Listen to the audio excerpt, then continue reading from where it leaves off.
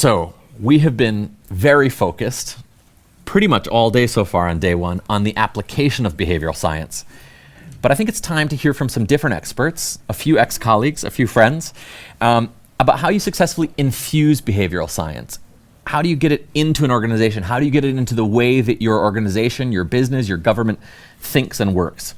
And how do you use that to build a competitive advantage? So we're very happy to welcome for this roundtable Allison Zelkowitz, who has created and leads Cubic, which is the Center for Utilizing Behavioral Insights for Children at Save the Children. My former colleague and pal, Pauline Le Golvan, who's now at Veolia, where she has created and leads again, please, the Impacts and Behaviors team. So that's Veolia's internal nudge unit. And my current colleague, Etienne Bressoud, who is the Chief Behavioral Science Officer here at all of the BVA Family, and our CEO of BVA Nudge Consulting France, and the author of Nudge for Learning, and the creator of our coaching program that we lead with public and private sectors called Be Wiser. Thanks, Ted. I have to introduce the moderator. First, Scott Young, I have to say, is my close friend. So, hello, Scott. He is also an expert in behavioral science, an ex-colleague at leading our office in the US at BVA Nudge Consulting, also an ex-BIT in the US, and I think for our community, BIT is really a reference. Now an independent advisor and an expert in this topic, how to successfully infuse behavioral science within organization to reach a positive impact. Scott, the floor is yours.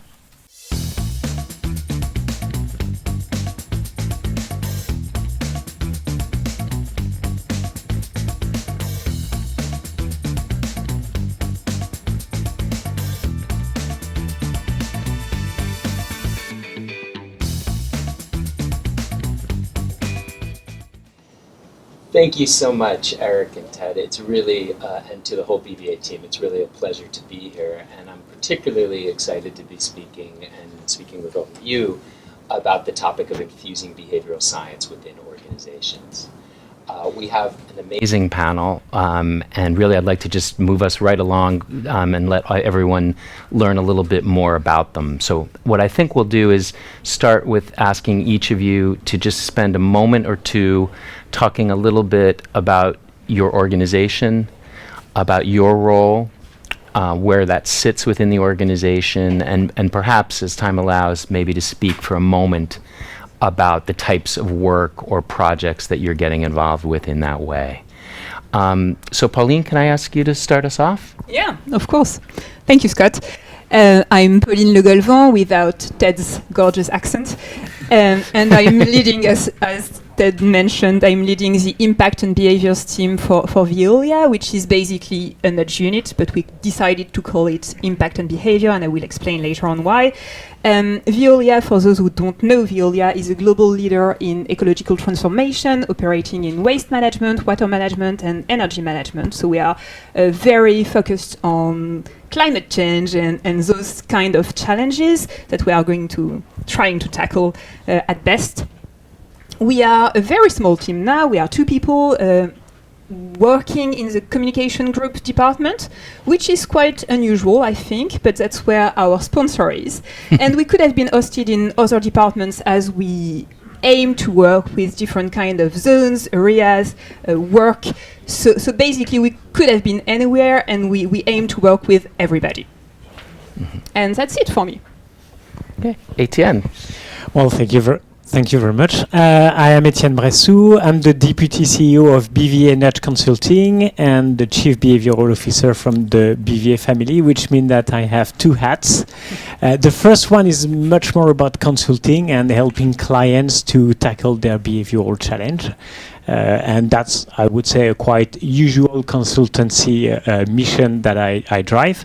And the second one is to infuse behavioral science within the BVA family, which is our host today. And by infusing behavioral science within the BVA family, it means that I have to teach to a lot of people what behavioral science is and to try to make them apply behavioral sciences, which is definitely one part of the positioning of the BVA family. So both those two hats, the internal role within BVA and then the external role with serving clients. That's it. Great. And finally, can we move to Allison? And this is the moment where we hopefully confirm that Allison is indeed with us. Yes. So my name is Allison Zelkowitz. I'm the founder and director of CUBIC, which stands for the Center for Utilizing Behavioral Insights for Children. We are an applied behavioral science team hosted by Save the Children International, and we work all over the world, though we are hosted by our Asia regional office. And we're the world's first behavioral science team focusing on the rights and welfare of the most marginalized children. Our team is about 13 people spread out all across the world. We're all remote, so we have one team member as far west as California and another as far east as Singapore, and I'm usually based in Uganda. And the kind of projects that we work on is, about 85% are projects that really focus on improving children's lives, like looking at routine childhood vaccination or reducing child labor. But we also have some internal projects, so looking to improve Save the Children's systems to make us more effective. Great. Thank you so much. Well, I mean, just in listening to the three of you, I think one thing that's apparent is just the range of perspectives that you bring, from internal within organizations to external, geographic, private sector, public sector. So I think, what I think I'm really excited about is just hearing the range of perspectives and also different situations, from a two-person team to a slightly larger team at CUBIC and Save the Children. So from here, I thought we'd start to go into our questions, but I believe we do have a multiple choice. We're going to have a few of those along the way, just to kind of help you learn a little bit more of the perspective of the different panelists. So I think we have one about Etienne that should pop up on people's screens. And as we do that, I'll just dive into our first question. And really, to me, that's the one about definition. We use this term infusing or embedding behavioral science, but I'd like to hear a little bit about how you would even define that term. I mean, in other words, what does success look like when you are inevitably somewhat limited in your scope and resources, and you're trying to embed or infuse within most likely a very large organization? So Pauline, would you like to start us off with that one and talk a little bit about what it means to you and what you think success would look like? Sure. When it comes to infusing behavioral science, I think that, to me, I will be really happy when we've created what I call a human-centric culture. So basically, I clearly don't expect our 220,000 employees for Veolia. Yes, that's a lot of people. I don't expect them to start talking about cognitive biases or design behavioral science-inspired interventions, of course. What I would like to do is for our engineers, because Veolia is mostly about engineering, to keep doing what they excel at doing, which is developing solutions that are going to help our world continue to live, basically. But keep in mind that at the end of the day, when we create something amazing to help waste management, for example, there's an end user. There's a real citizen, a real person with his or her daily life that is going to use this specific tool, for example, or solution. And most of the time, what I've seen, but it's not only Veolia, I've seen it with plenty of clients from my previous life at BVA Nudge Consulting, we design amazing solutions that could be game changers, amazing solutions, but we just focus on technology or just doing the mechanics of it and don't think about how people are going to use it, adopt it, use it properly, I mean. And what I would really be happy about is seeing that at Veolia, but everywhere in the world, we develop these game-changing solutions, keeping in mind the end user, the end employee that is going to use it, to help them do it properly and just maximize the impact of what we're doing. Mm-hmm. So changing the mindset to some degree and the way they think about their roles.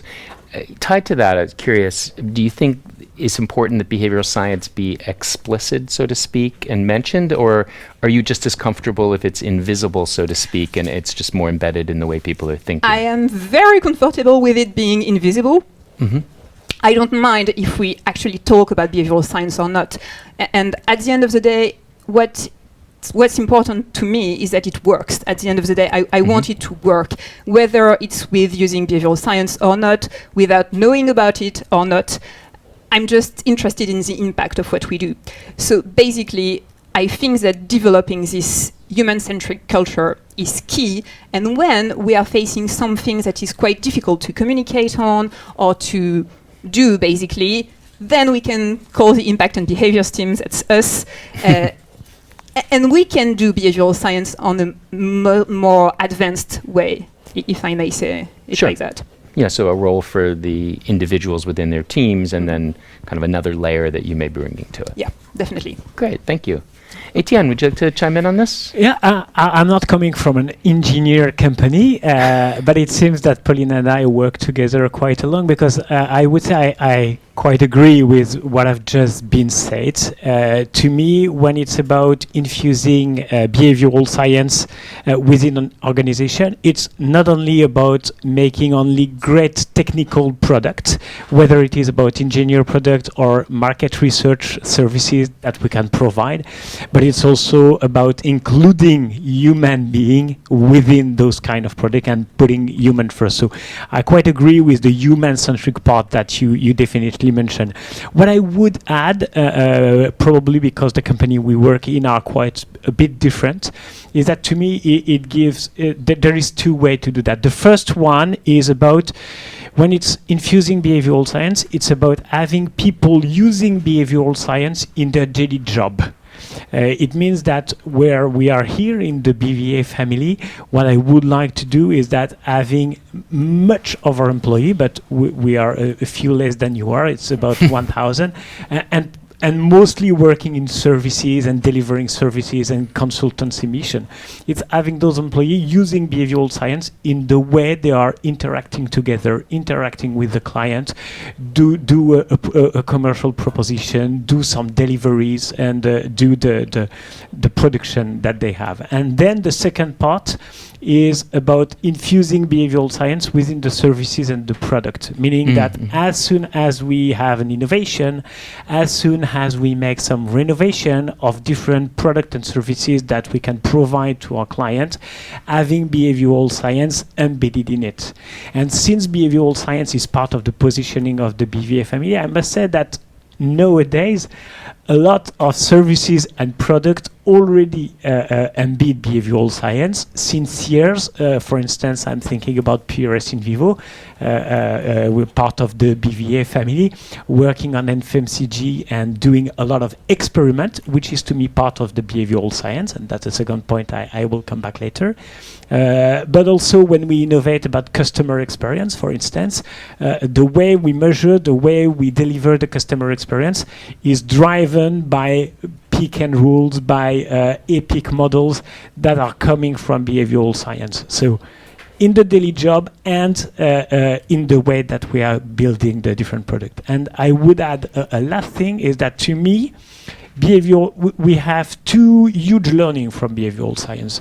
The first one is about the knowledge, how people take their decision, and that's how we can embed that within the daily job and within the services. But the second one that we tend to forget sometimes is about measuring and testing and having the efficacy. So infusing behavioral science is using the knowledge of behavioral science, but it is also about testing and learning about the solution that we have, and not just only putting on the table great ideas and trying to put the idea on the market, but testing if the ideas are working and if they are correct. So really landing that message of experimentation and measurement and testing. The test and learn culture is part of behavioral science, yes. One other follow-up there. I know you talked a lot about embedding within product and service development. Do you find you're also getting involved in embedding within work processes at times as a way to try to build this into how people are thinking? Definitely, and for me that's also part of the way people can infuse behavioral science in their daily job. Yes. Got it. Great. Okay, let's move on. Question number 2 here, but first, actually, I'd like maybe to queue up the multiple choice for Pauline. So we've got that one about her as well, just so you can learn a little bit more about her and her background. But the second question I'd like to ask is more about prioritization. So again, we spoke for a moment about kind of defining what infusion is and success and what that might look like. But I'm very curious about prioritizing. Obviously, you're dealing with limited time and energy and resources, and you're trying to influence a very large organization. So I'm wondering how you even think about that, what that might link to in terms of the types of projects you get involved with versus those you don't, you choose not to, and perhaps other considerations as well. So Allison, can I ask you to start us off on this one? Sure. So what we have learned, Cubic's about 4.5 years old now, and again, we're an applied behavioral science team within a very large organization of about 25,000 Save the Children staff around the world. So we've learned that, first of all, we need to be getting the word out there about Cubic and what we can offer and how we can make our programs and our services more effective.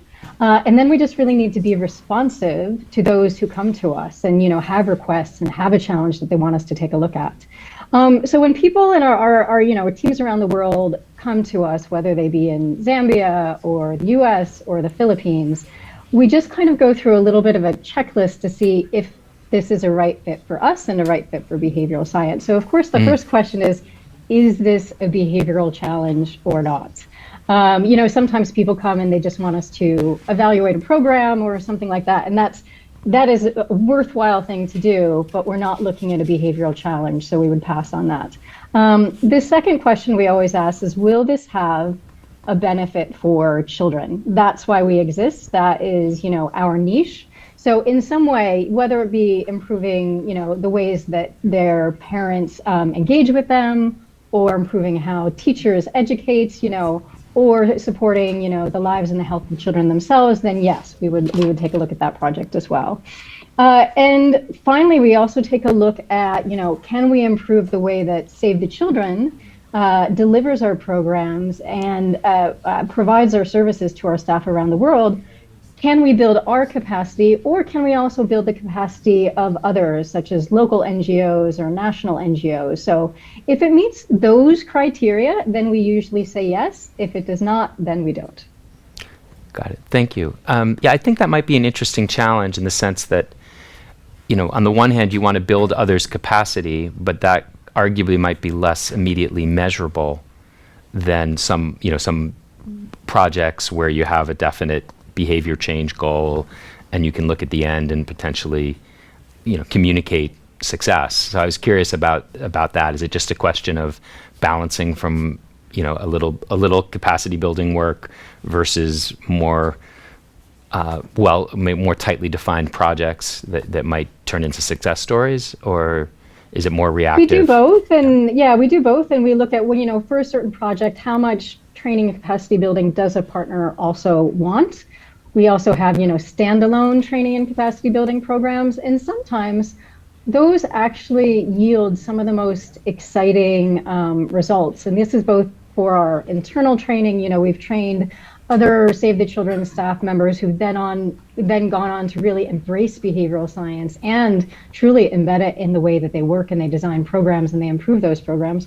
And we also, there's a project we work on with Etienne, one of the other panel members, where we teach early childhood development practitioners and government officials working in that field about applied behavioral science. And some of the work they have done is really incredible and has gone to scale because they learned about it, they were excited about it, they believed in it, and they had the implementation capacity and the drive to make it happen. So I think sometimes with training, it can be a kind of, little bit of a risk. You don't know how well or what kind of impact it's going to have, but often it really does pay off.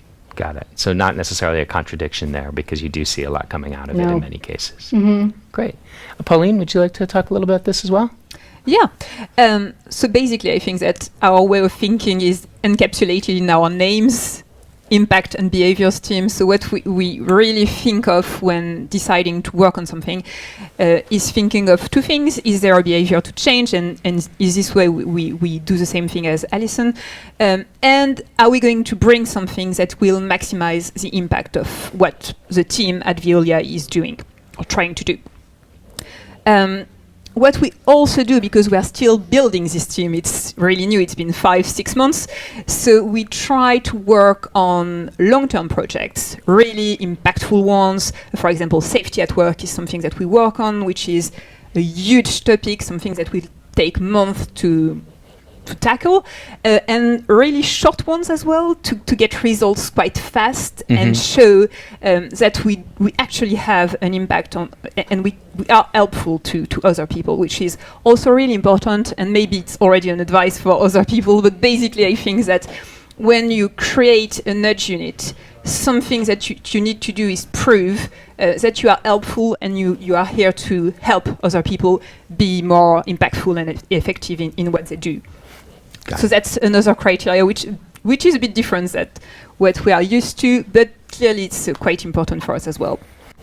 So impact, changing behaviors, and also, of course, being game changers. I don't have any ethics problems because Veolia works in ecological transformation. So everything that we do is, generally speaking, for the good of our employees or the world in general. So that's clearly easy for us, which is a luxury, I guess. Right. Maybe not a dimension you have to consider in maybe the same way a consultancy would, where there are a range of questions coming in. Definitely. But still that checklist of sorts that you use as a mental model to kind of decide, and then also that theme of kind of balancing shorter term, quick wins, so to speak, versus longer term initiatives as well. Definitely. Great. Well, I'll turn to a third question. And again, I think we have one more last multiple choice to share. I think this one's about Allison, or from Allison, I should say. And the question here is just a little bit about some of the greatest challenges that you face. I mean, you're all in situations where essentially you're bringing or introducing or championing behavioral science within an organization and bringing it to a lot of people who may have very limited awareness or maybe some skepticism. So I'm curious what kinds of challenges or pushbacks you're facing, and maybe a little bit about how you address that and try to overcome it. So can you start us off, Etienne? Yes, and I'll go back to training, because to me one thing that is very interesting is about transforming the knowledge within action. Which was part of my multiple choice question, and the right answer was about making people using the knowledge and applying behavioral science, because we can do a lot of training, but if you just do a training and just consider that the training is will make the change, then you may probably fail. If you consider that the training is an event at one point and that you have to accompany the training with different coaching sessions, with applying to themselves, because what is interesting is that I would say two things. First thing is, when the training is distributed on a long period, then people have the time to infuse what they have learned and to try to use it in different points of their daily life. And that's exactly how we build Be Wiser, with something that is for 15 weeks, so that we have each 2 weeks the time to try to apply the new knowledge to the specific challenge of the people who are learning about behavioral science. So that's a first point. And the second point that I also discover, even if I do not really discover it, but that is really highlighted by the training that we do with Allison about applying behavioral science for early childhood development, is that if you teach people concept and you show them examples that are totally out of their scope, a lot of people are not able to transform that knowledge in something that is usable for them. Meaning that they cannot project themselves in the experiment that you are speaking. For instance, if you are speaking about FMCG for people working on ECD, they will not be able to bridge the gap between of how to apply that case study within ECD. So the more you are able to discuss about topics that directly involve the people, the best it is. And when we do the applying for ECD, applying behavioral science for ECD program, we have both a long-term program and a lot of shared example specifically dedicated to ECD, which is definitely a huge way to infuse that. And my second learning about when we train people and when we try to do some project is that the more you can embed behavioral science in a project that already exists or that is strategic, the best it is. Meaning that if you come with behavioral science in order to tackle a project,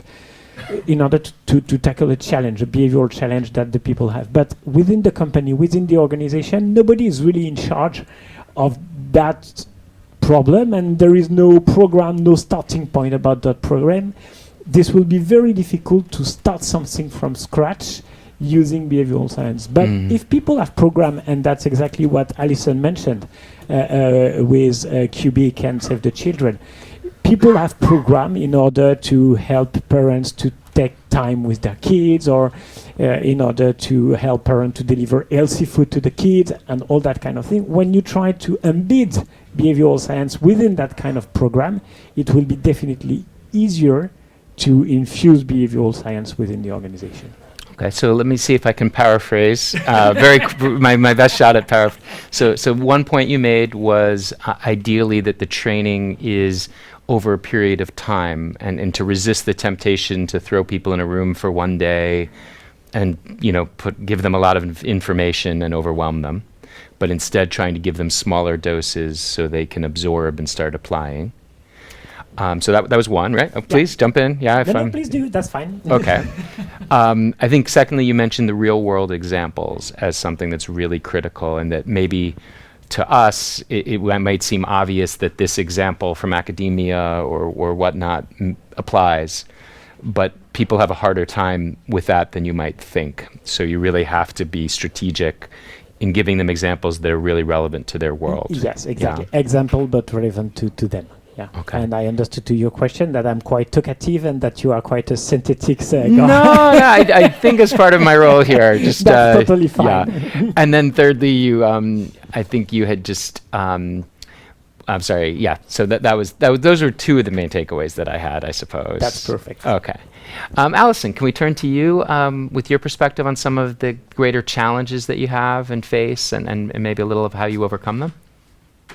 Sure. So things have changed a lot over the course of our 4.5-year existence. So in the first year, and this was the question that some of you were answering on your screen, what was Cubic's greatest challenge in the first year?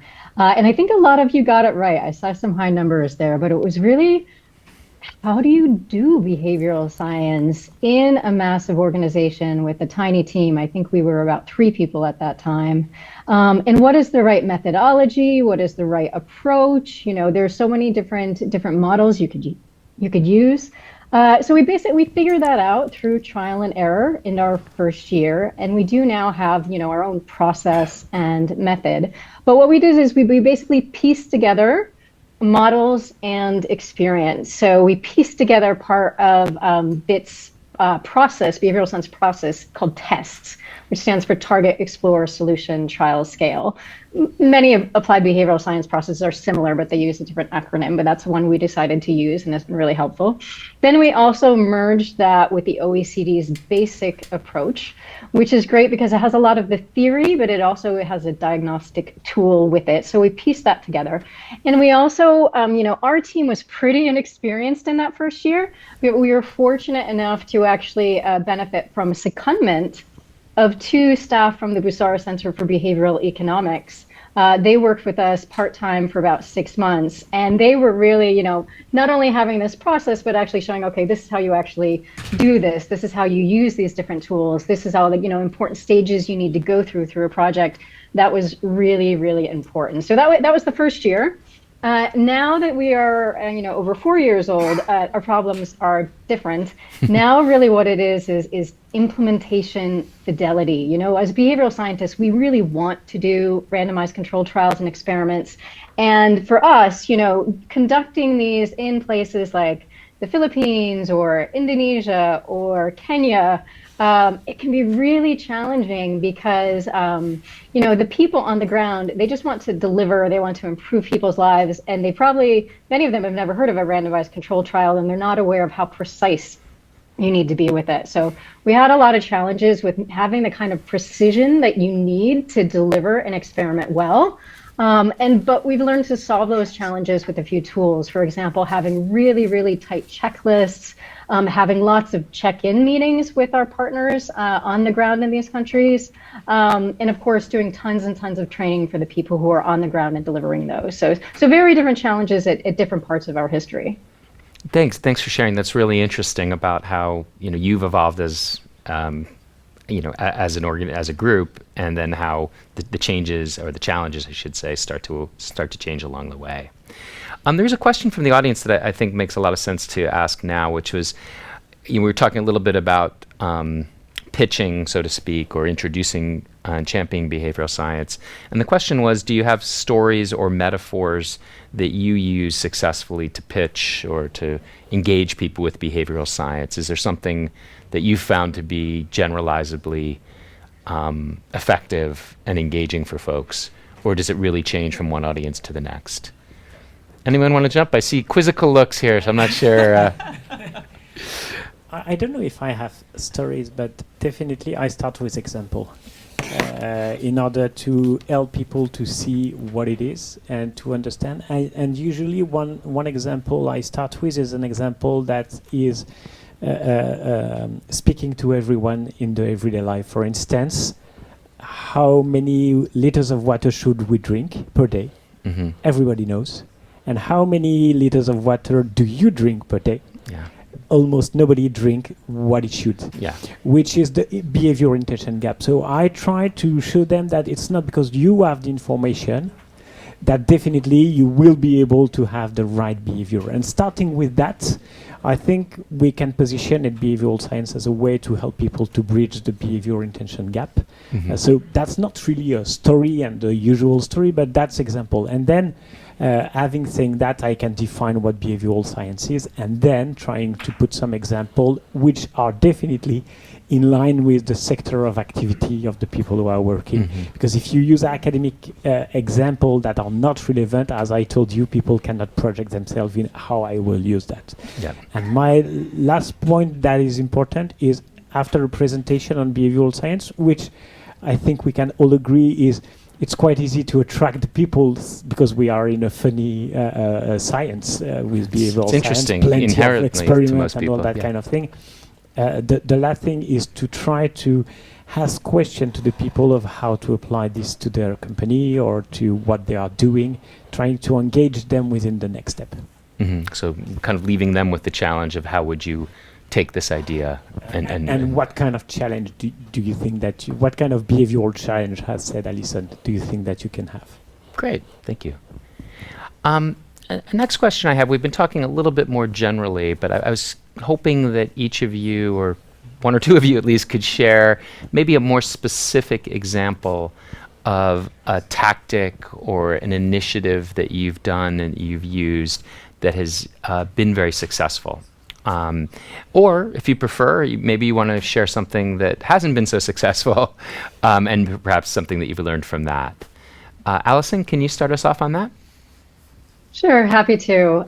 So as I mentioned, small team, large organization, how do you get the word out about what you can offer? So one thing I realized early on in the first year of Cubic's existence is that I love communicating about behavioral science, but I don't like promoting myself or my team. That feels uncomfortable. And I thought, what? I think a lot of other people also would find behavioral science intrinsically interesting.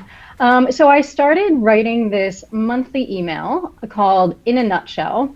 And it's one behavioral science principle or learning or book or summary of a research paper in just 150 words or less, with lots of hyperlinks, of course, to the original research and authors. And I write this in a really kind of informal, easy way and try to relate it to the work that Save the Children does. So I started sending that out back in 2020 every week. And my mailing list is now, I think, somewhere probably about 1,500 Save the Children staff around the world. And I've written, I think, just about 170 of these so far. But it's been really effective because even those who don't come to our training or don't come to our project, they're learning about behavioral science every week. People write to me also every week and say, oh, this was really relevant for me, or this rings true in my work or my life.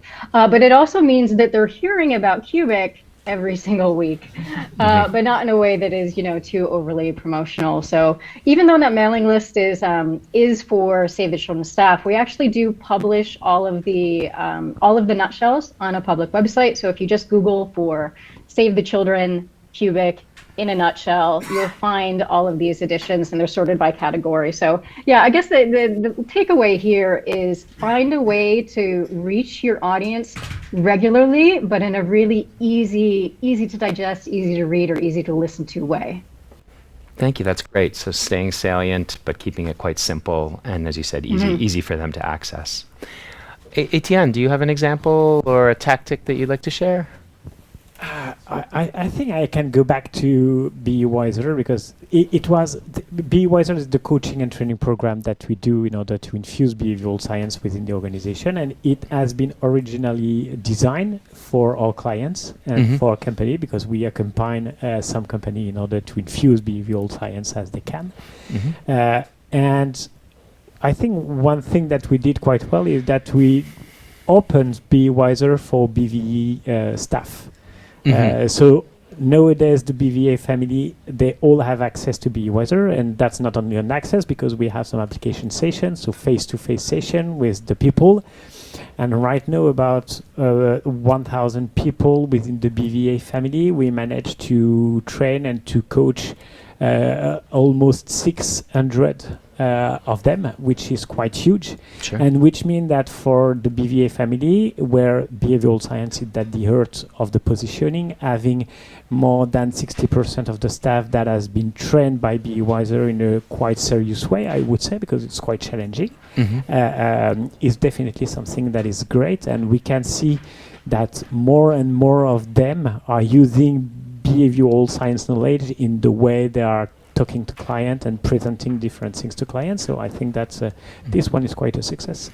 So you were originally designing it for external audiences, Exactly. but the process of kind of piloting it or using it internally proved quite valuable. And I can share a failure as well, Sure. to be honest, which go back to what Allison said about experiments. As I told to you, infusing behavioral science is infusing the knowledge, but also the test and learn culture, and trying to do experiment on what they do.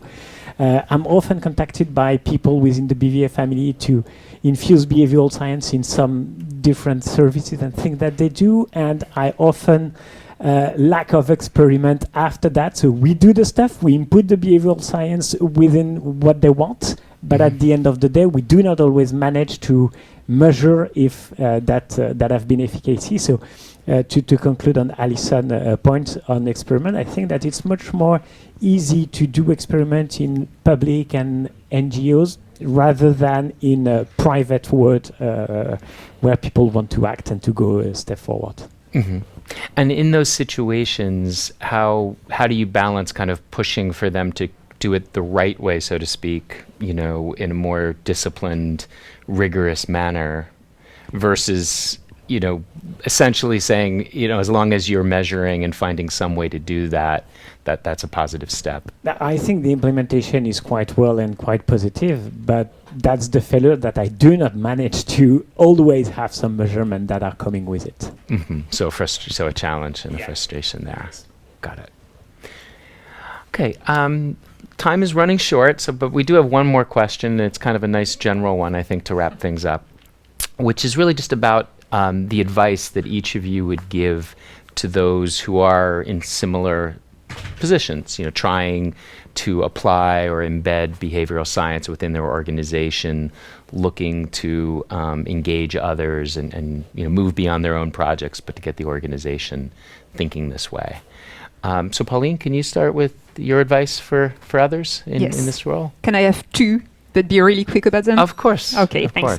Course. First thing would be to get a sponsor, someone that will be quite influential inside the organization, and I'm lucky enough to have someone quite good as a sponsor, that will gently nudge your way into their organization. That would be advice number one. Advice number two would be to relax about what you're doing. It won't be 100% perfect by the book when it comes to behavioral science, and it doesn't matter at the beginning because, well, you're doing some good, and that's fine, and it doesn't have to be by the book all the time when it comes to behavioral science. Okay, so relax in terms of being positive and encouraging and less pedantic about forcing exactly the right way, so to speak. Exactly. Okay, thank you. That's really valuable.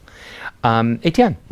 Well, my first one would be the same than yours. Find a sponsor. And, I have a great sponsor because at the BVA family, that's Eric Singler that you all know that is my sponsor. So definitely that's very helpful. And the second one would be much more about trying to start small with some pilots, not being too noisy within the organization, but try to do different things that will work, that you can show the results, and then do some other experiment and at some point scale up. Okay, so start small and learn and grab that.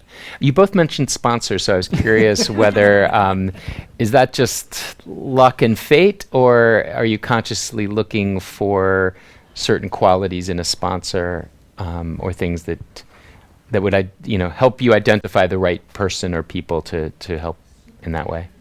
Well, my answer, I've been lucky twice with Eric and with my new boss at Veolia. But I think that this person must have two qualities. The first one would be to be convinced about the fact that they need behavioral science inside their organization and that it's going to be helpful. That's number one. Number two is someone that will be influential enough to help you convince other people, other teams to work with you and to collaborate. But obviously, when you start creating a nudge unit inside an organization, you are a new layer of work. So people used to do their job in a way, and now there's you, and you add kind of a layer of work. So most of the time, and again, I'm really lucky with that, but people are welcoming and happy to get to know you, but still it's change, and people don't like change. We know that. So having someone influential enough to help you nudge your way is definitely going to help. Of course. And Allison, can I ask you to chime in with your advice for others? Sure. Well, one thing I think that behavioral scientists don't say enough is simply that behavior change is really hard. So if you even think about trying to change your own behavior, trying to eat healthier, exercise more, reduce your screen time, that is so incredibly hard. When we try to change other people's behavior, it is, 2, 3, 4 times as hard as changing our own. So when we think about doing these projects, we need to just remember that often when we do evaluate the results, often, what we propose and what we design with so much care and time, it doesn't actually work. A lot of experiments fail, a lot of evaluations fail. So you need to be prepared for this and think, okay, what is more important is actually the learning process that you go through with the people that you're working with, and making sure that you can kind of share this learning throughout this period and make people feel that they really did something valuable. Even if they didn't get the results they wanted, it still will influence how they do things in the future, and they still feel good about that entire process and excited about behavioral science. So it's kind of like reframing, being prepared to reframe when experiments and evaluations don't turn out the way that you want them to. Got it. Thank you. I think that's a great point to end with, and I know we're at time. So I'd just like to wrap things up first and foremost by thanking all of you. Thanks to you, Allison, for joining us. Thanks so much, Pauline, Etienne. I think it was a great conversation, and I hope others got a lot out of it.